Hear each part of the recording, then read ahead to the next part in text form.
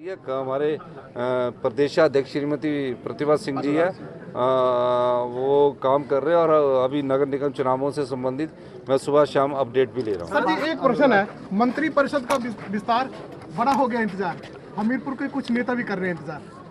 नहीं, जब होगा तो सबको हमीरपुर के और सबको प्रतिनिधित्व मिलेगा जब होगा। जी क्या बयान देते हैं, किस प्रकार का बयान देते हैं, मैं उस पर ज़्यादा टिप्पणी नहीं करना चाहता।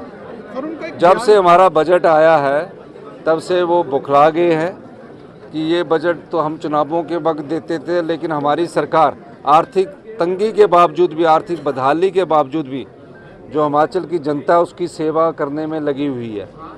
4 महीने में हमने पहली बार 75 साल के इतिहास में किसी सरकार ने बजट को के अनुमान के साथ सोर्स पैदा करने के लिए हम आगे बढ़े हैं।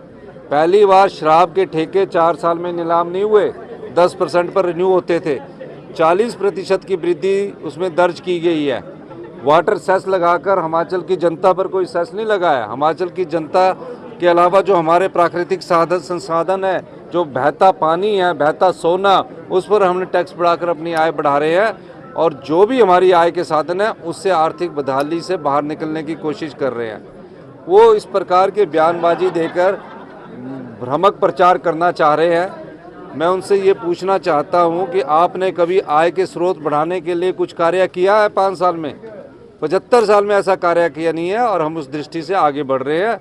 और मैं आपको ये भी विश्वास दिलाता हूँ कि आने वाले समय में 4 साल में हिमाचल की जो अर्थव्यवस्था है वो पटड़ी पर आएगी और 10 साल में हिंदुस्तान का सबसे अमीर राज्य हिमाचल प्रदेश होगा।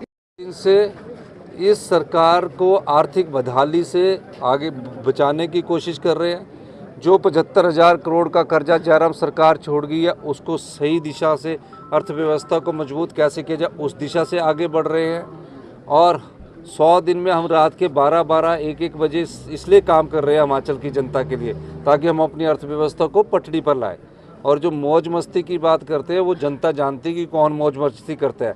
हमने पिछले 100 दिन में जिस प्रकार का व्यवस्था परिवर्तन किया है, हम सत्ता सुख के लिए नहीं आए हैं, व्यवस्था परिवर्तन के लिए आए।